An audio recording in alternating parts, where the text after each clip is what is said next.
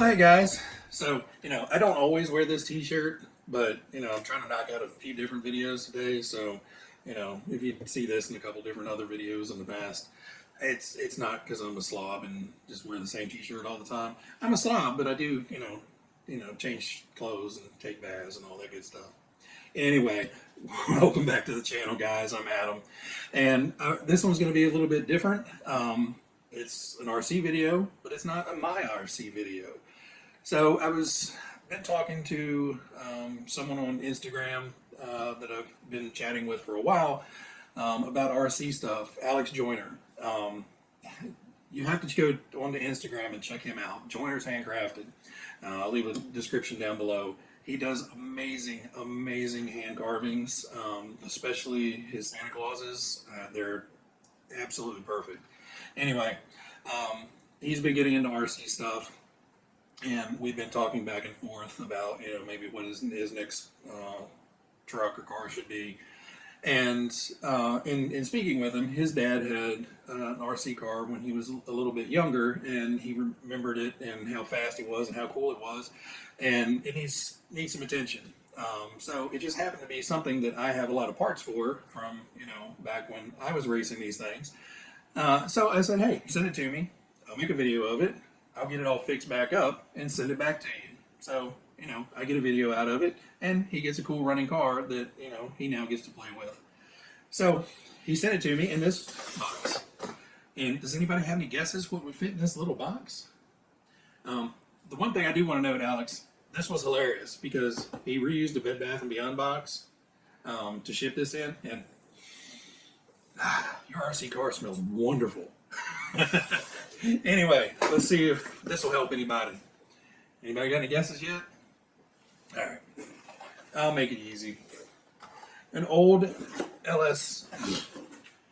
So we have an old Losi Mini-T, and this was the buggy edition. So this one was a little bit harder to get. They didn't make as many of these, and but I think this one came out a little bit later in the platform. So while they were really cool, I think most guys already had 1 or 2 or 3 or 5 Mini-Ts already. So when this one came out, I don't think it sold super great.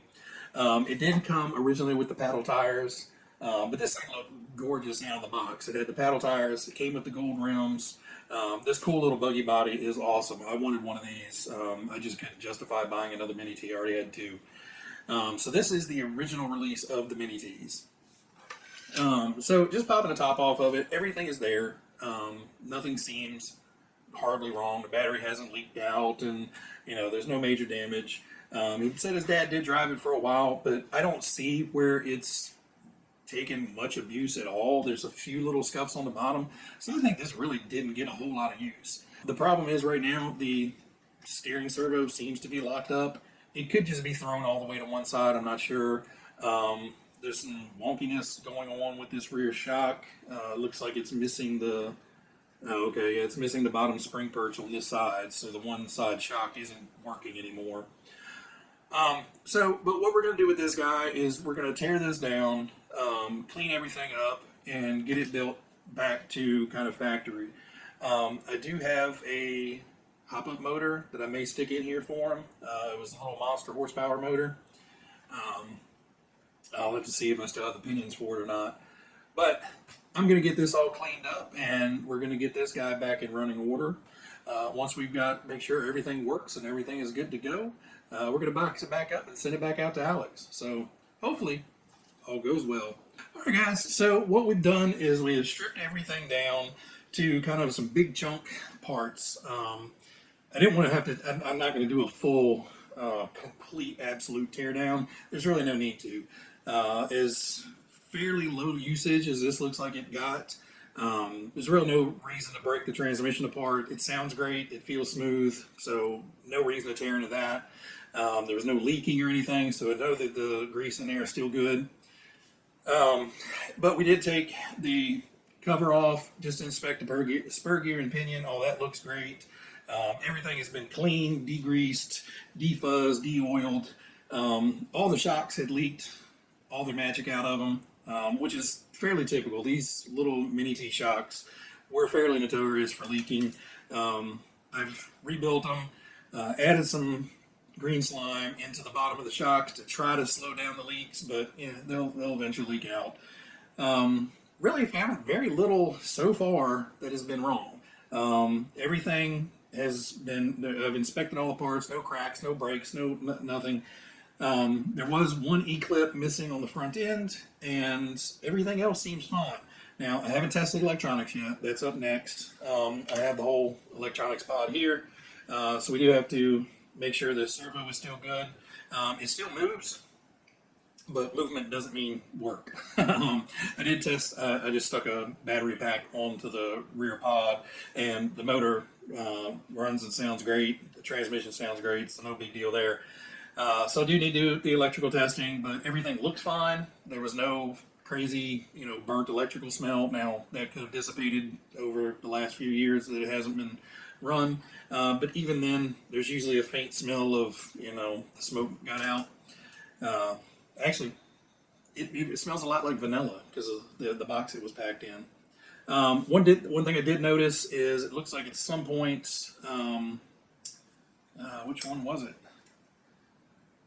Yes, the positive lead on here. I may have to actually replace that or put some heat shrink around it or something, because that's actually been rubbed bare in 2 or 3 spots. Kind of weird. I don't know if that was just smashed in there and rubbing on something, but that was a little weird. But other than that, everything else looks good. Wheels and tires are fine. Body's fine. Everything looks good. So what I'm going to do now is start putting everything back together after I do the electronics testing. If anything is wrong, it's either going to be the servo, or it's probably going to be one of these, either speed control or ESC. But generally, these are very low abuse electronics, so they should be fine. Unless something got wet and fried out, should be fine. Servos, on the other hand, they took a lot of beating. These big front tires smacking off of, everything in the house. They did kind of get a little bit of a beating, so I'll have to check this guy out. Anyway, I will work on getting this all put back together and then give you a rundown of if I found anything wrong with the servo, and I'll be right back. Alright guys, so we got Alex's bug put all back together. Now, did find one reason why this was probably put away and this was in no worse shape than what it was. Don't know whether it was don't know whether it's a transmitter issue or a receiver issue. I can see the receiver's getting power. When you turn it on, the receiver light does light up. I've tried hitting the reset, resync button. Nothing's working. Tried a couple different ways, trying to clear it and reset it. Nothing's working. It doesn't do anything when you power it on. The servos don't flinch. Nothing.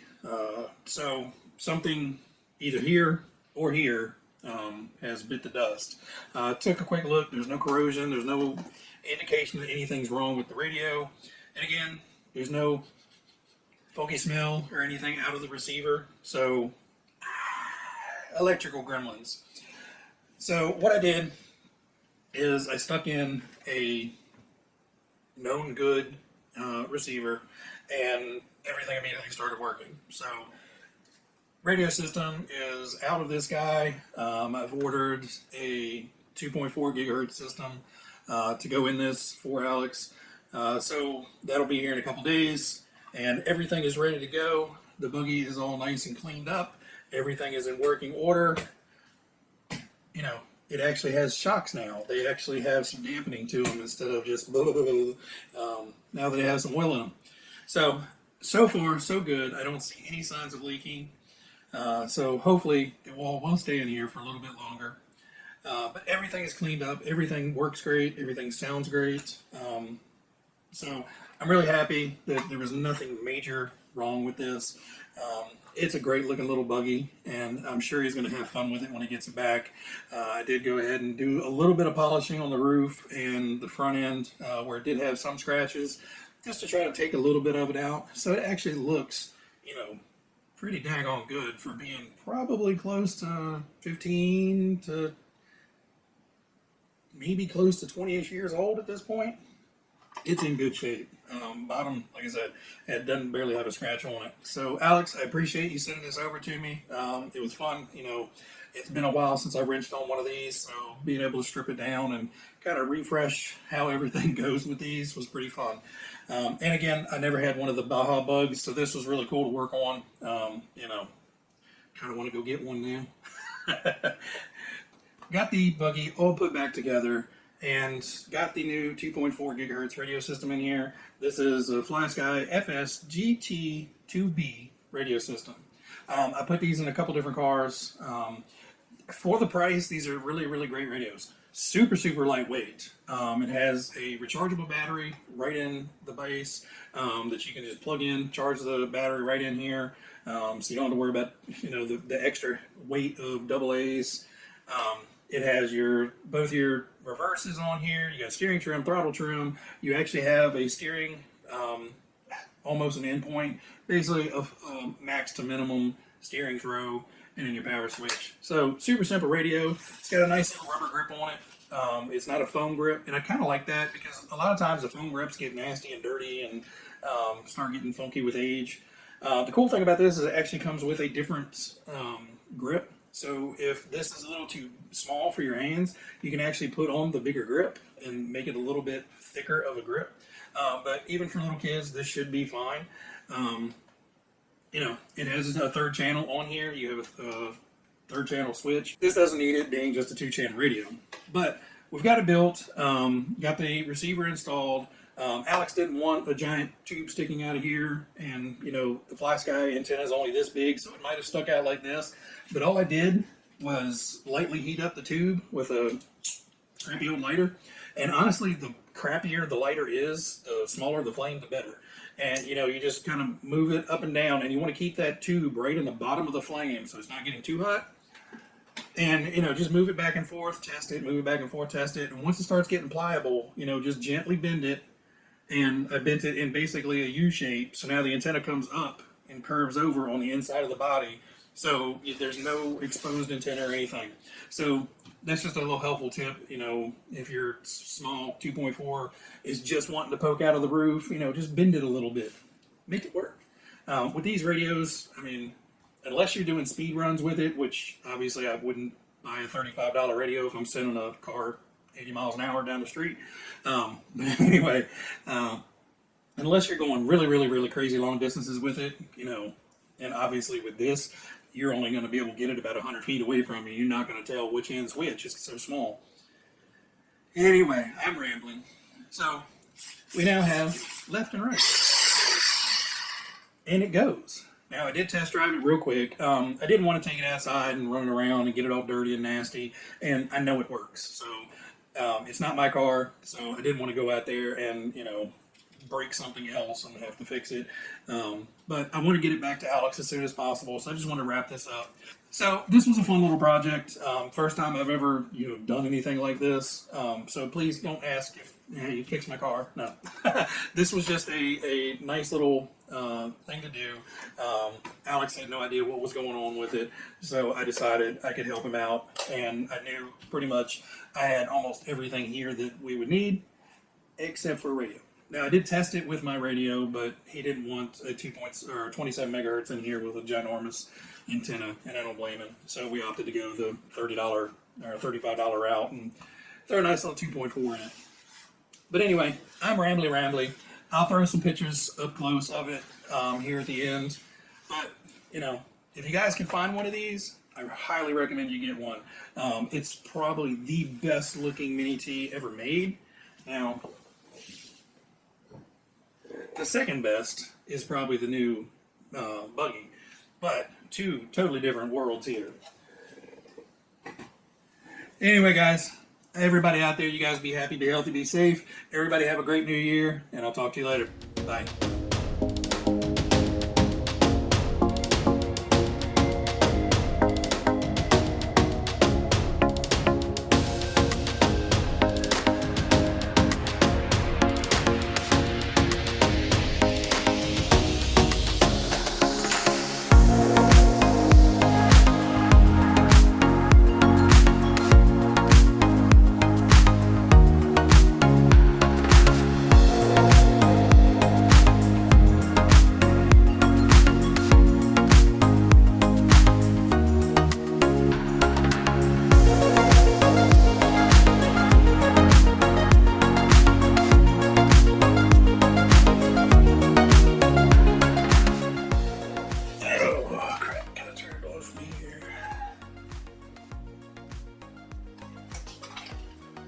Oh, you guys just hold on a second. I'm getting ready.